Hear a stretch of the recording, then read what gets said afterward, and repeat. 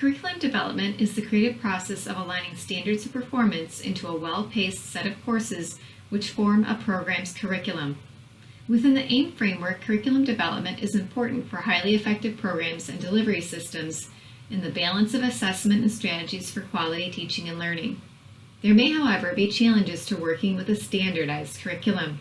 We will explore how effective instructors balance these pieces. Curriculum can be divided into three essential parts: the student learning outcomes, or SLOs, assessments, and instructional strategies.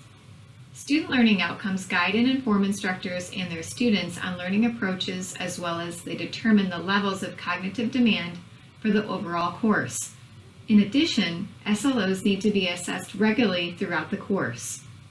How we assess students comes in the form of assessments, which provide evidence of mastery of the SLOs. These assessments may be projects, reports, analyses, case studies, or literary reviews. Assessments can be formative or summative, so long as they are aligned with the SLOs.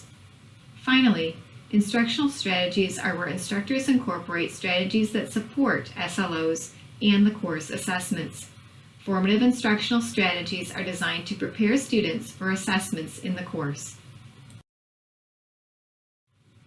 Assessments and programmatic outcomes are achieved through the planning of curriculum design, and many educational researchers agree that curriculum is the heart of successful programs. Baker College has designed course curriculum to include the student learning outcomes and assessments to leave room for instructors to develop instructional strategies to support students in achieving these outcomes. The process for instructors to align SLOs, assessments, and instructional strategies begins with becoming familiar with the course SLOs. Using Bloom's taxonomy verbiage, instructors can determine the depth of knowledge and cognitive demand students are expected to achieve. For example, explore is considered a lower level thinking skill, where analyze and examine are considered higher level. Course SLOs help instructors intentionally scaffold or build instructional strategies aligned to these course assessments. Assessments are located in the assignment summary for most courses. This document helps instructors to time management for incorporating appropriate instructional strategies from week to week. In addition, assignment rubrics provide details on the success criteria students should demonstrate for successful performance and grades. As we explore how assessments and SLOs are aligned, Baker College has also created the Resource and Assignment Chart, found in the instructor resources of your course. This document outlines the weekly SLOs and their associated assignment, the required engagement and assignments, including required discussions, and the assigned readings. It is from there that instructors determine which formative instructional strategies to include as supplement for the course. In the next slide, we will dive into the details of designing intentional instructional strategies.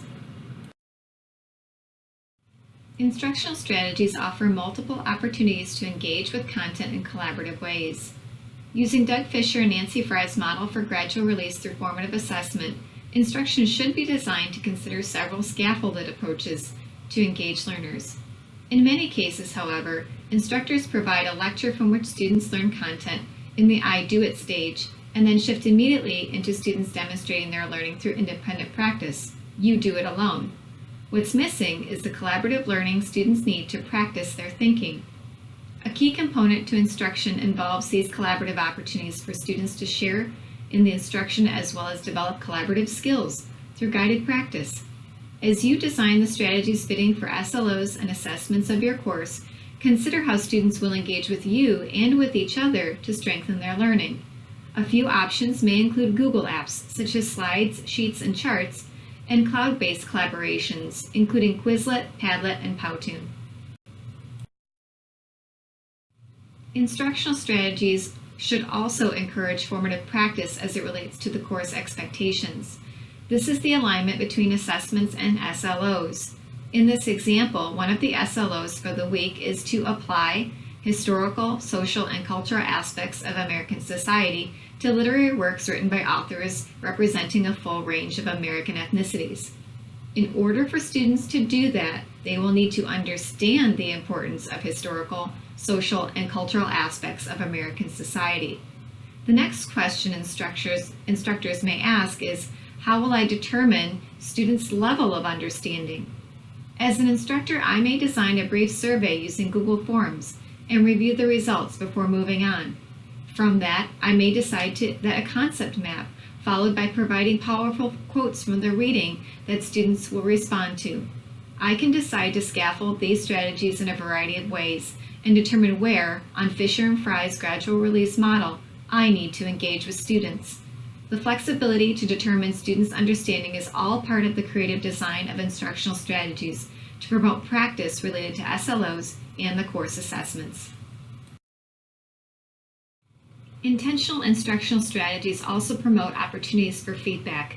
To begin this process, students should have an understanding of where am I in the learning. Instructors provide feedback through clarifying expectations of the course, including rubric reviews, pre-assessment strategies like drawing on students' prior knowledge, or pre-assessments like surveys and polling. Feedback then answers the question, how am I doing? By students providing evidence of their learning. Students and instructors engage in dialogue about that learning, primarily in discussion spaces.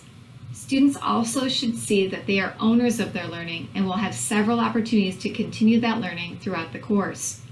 Finally, feedback communicates to students, where do I go now? This may come in the discussion space, but it also continues into the feedback in the grade center. Feedback moves learning forward for students, explaining next steps toward continued progress.